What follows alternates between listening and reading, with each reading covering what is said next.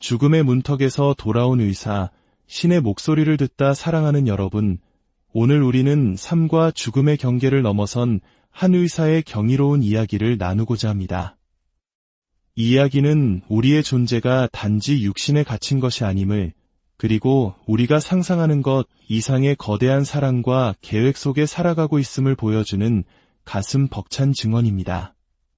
본격적인 이야기에 앞서 잠시 여러분의 마음을 모아주시면 감사하겠습니다.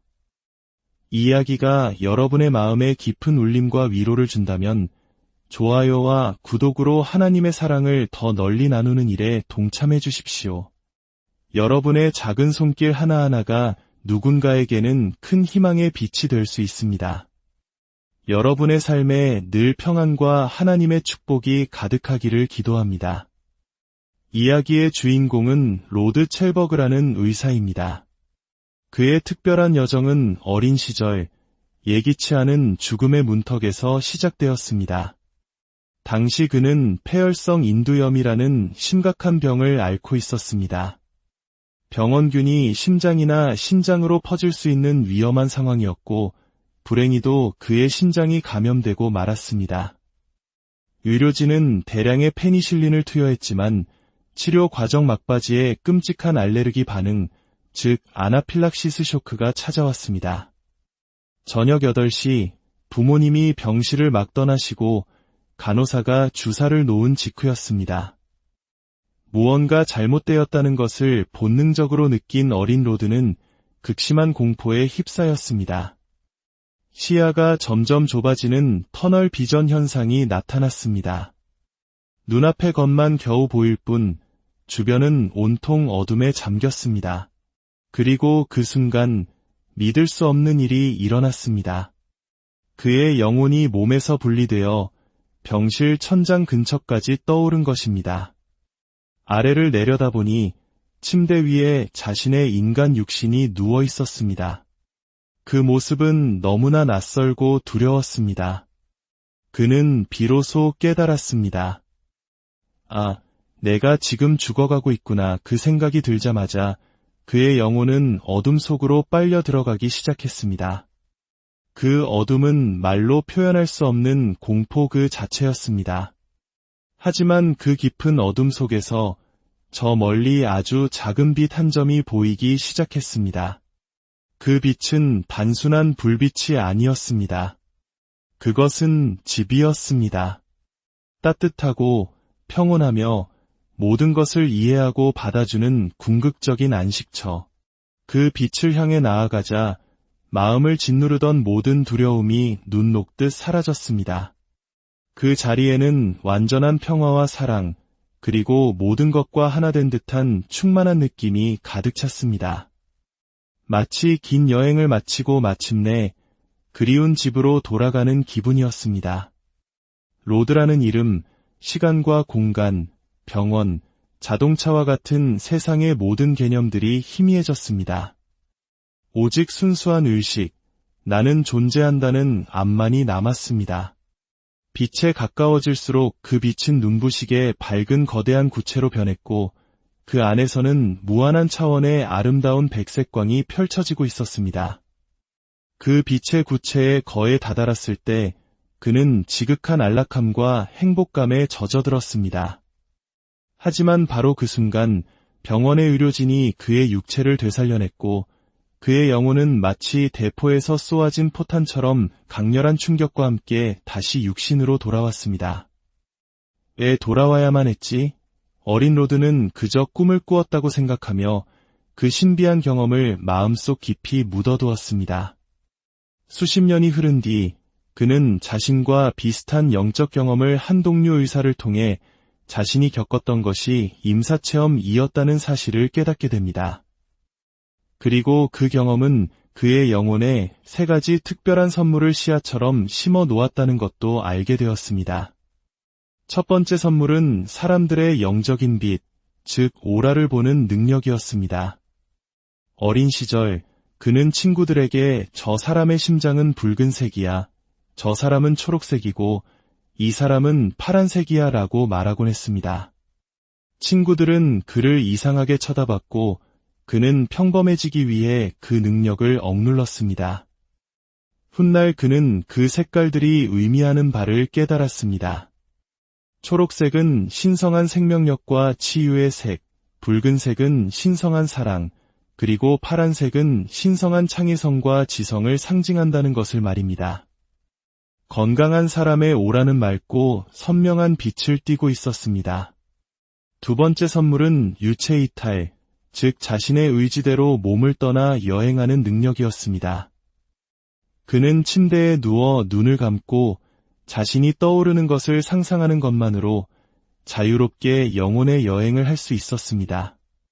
미네소타의 농장 위를 날아다니며 일하는 아버지를 지켜보기도 하고 심지어는 순식간에 프랑스 파리로 날아가 에펠탑과 노천 카페의 풍경을 구경하기도 했습니다. 그 상태에서는 덥거나 추운 감각도 어떤 물리적 제약도 없는 순수한 알매 상태였습니다.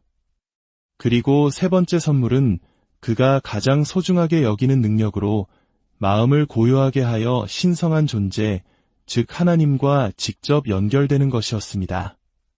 그는 깊은 명상과 호흡을 통해 마음속의 모든 잡념을 비워냈을 때 가슴을 가득 채우는 따뜻한 사랑과 평화, 바로 하나님의 임재를 느낄 수 있었습니다. 그것은 세상의 어떤 것과도 비교할 수 없는 지극한 평온함과 만족감이었습니다. 이러한 능력들은 그가 의사가 된 후 특히 긴박한 응급실 현장에서 놀라운 방식으로 발현되기 시작했습니다. 그는 오랜 시간 기적 수업이라는 책을 공부하고 매일 명상하며 하나님과의 교제를 깊게 했습니다. 3년간의 꾸준한 영적 훈련 끝에 그는 마침내 자신의 왼쪽 귀로 그리스도의 음성을 듣기 시작했습니다. 어느 날 40대 여성이 직장에서 쓰러져 의식을 잃은 채 응급실로 실려왔습니다. 환자는 숨을 제대로 쉬지 못했고 원인을 알 수 없는 위급한 상황이었습니다. 바로 그때 그의 귓가에 너무나도 선명하고 이엄 있는 목소리가 들렸습니다. 환자의 오른쪽 발을 손으로 잡고 밀어보아라. 그가 지시대로 환자의 발을 밀자 발목이 경련처럼 떨리는 간대성 경련 반응이 나타났습니다. 이것은 뇌독성에 의한 매우 특징적인 징후였습니다. 곧이어 목소리가 다시 들렸습니다. 보아라. 이 환자는 타이레놀 중독으로 뇌에 암모니아가 쌓여 죽어가고 있다. 타이레놀 수치나 암모니아 수치 검사는 응급 상황에서 일반적으로 시행하는 검사가 아니었습니다. 동료들은 그가 왜 그런 불필요한 검사를 지시하는지 의아해하며 비판하기도 했습니다. 하지만 검사 결과 목소리가 말한 대로 두 수치 모두 치명적인 수준으로 높게 나왔습니다. 타이레놀 중독은 해독제를 투여할 수 있는 골든타임이 매우 짧습니다.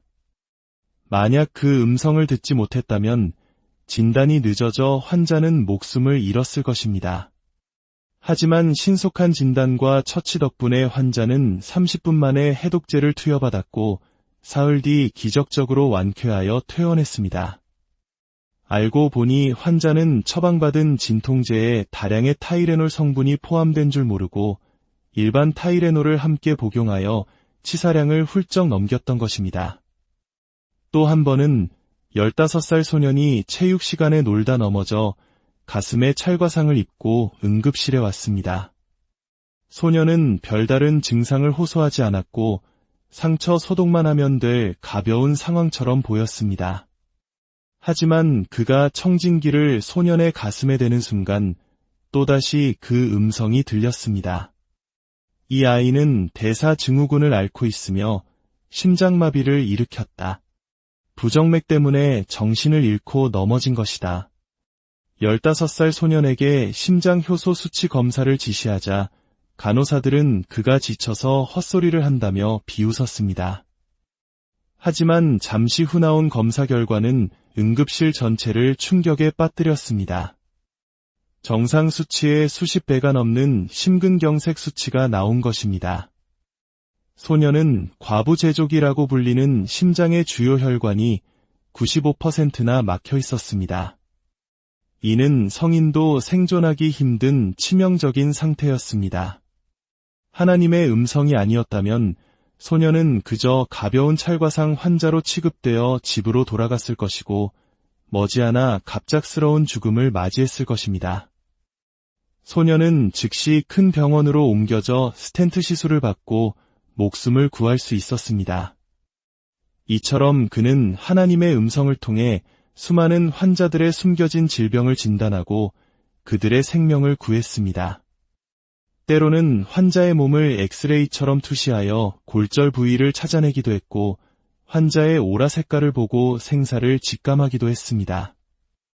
그는 죽음을 맞이한 환자를 위해 기도하는 것을 의사로서의 마지막 임무로 여겼습니다. 심정지로 사망 선고를 받은 80대 할머니를 위해 기도했을 때 그는 놀라운 영적 광경을 목격했습니다. 분홍빛의 밝은 구체로 나타난 그리스도가 할머니의 영혼을 맞이하는 장면이었습니다. 할머니의 영혼은 몸에서 일어나 그에게 고맙다고 말한 뒤 그리스도의 빛과 하나가 되어 황금빛 천국의 문으로 들어갔습니다. 그 순간 응급실 전체가 눈부신 빛과 말로 표현할 수 없는 사랑과 평화로 가득 찼습니다. 그는 이 경험을 통해 천국에서의 탄생을 돕는 것이라고 말합니다. 그리고 수백 건이 죽음을 지켜보면서 깨달은 한 가지 확실한 사실은 우리는 결코 혼자 죽지 않는다는 것입니다. 죽음이라는 장막을 넘어서면 그곳에는 우리를 기다리는 천사들과 먼저 떠난 가족들, 그리고 우리를 품에 안아주시는 신성한 존재가 있습니다. 죽음은 끝이 아니라 집으로 돌아갈지 이 땅에 남을지 선택하는 전환점일 뿐입니다. 사랑하는 이를 잃고 슬픔에 잠긴 분들에게 그는 이렇게 조언합니다. 슬픔은 사랑하는 이와의 에너지 연결이 끊어졌을 때 느끼는 자연스러운 감정입니다. 하지만 그 슬픔에만 매몰되어 있으면 바로 곁에서 우리를 위로하고 싶어하는 떠난 이의 영혼을 밀어내게 됩니다. 슬픔을 충분히 느끼고 받아들이되 잠시 멈추고 마음을 고요히 해보십시오. 그리고 마음을 열어 그들을 느껴보려 노력하십시오. 그들은 여전히 우리 곁에서 사랑을 보내고 있습니다. 분노와 원망, 슬픔의 장벽을 잠시 내려놓을 때 우리는 비로소 그들의 따뜻한 존재를 느끼고 진정한 위로를 얻을 수 있습니다. 그 자신도 대장암, 신장암, 고환암 등 3번의 암투병과 오른쪽 반신이 마비되는 심각한 뇌졸중을 겪었습니다. 하지만 그는 암 진단을 받았을 때 두려워하는 대신 이렇게 말했습니다. 괜찮습니다. 그 병은 나에게 아무런 힘도 행사할 수 없습니다. 그는 암을 어둠이라 여기고 자신의 마음속에 있는 하나님의 빛이 그 어둠을 몰아낼 것이라고 굳게 믿었습니다. 그는 두려움 대신 기쁨과 감사를 선택했고 나는 이미 치유되었다는 강한 의지를 가졌습니다. 그리고 기적처럼 모든 병을 이겨냈습니다. 이 모든 경험은 우리에게 중요한 메시지를 전합니다. 우리는 연약한 육신을 넘어선 영원한 영적 존재이며 우리 안에는 하나님의 신성한 힘과 사랑이 깃들어 있습니다. 삶의 고난과 질병, 그리고 죽음의 두려움 앞에서 우리가 해야 할 일은 마음의 문을 열고 그 사랑의 빛이 우리를 채우고 치유하도록 허락하는 것입니다. 사랑하는 여러분, 우리는 결코 혼자가 아닙니다. 보이지 않는 곳에서 우리를 돕는 손길과 우리를 향한 무한한 사랑이 언제나 함께하고 있습니다. 잠시 복잡한 생각을 멈추고 마음을 고요히 하여 그 위대한 사랑의 음성에 귀 기울여 보십시오. 여러분과 여러분의 가정에 하나님의 따뜻한 사랑과 은혜가 강물처럼 흐르기를, 그리하여 모든 슬픔이 기쁨으로 변하고 모든 두려움이 평안으로 채워지기를 간절히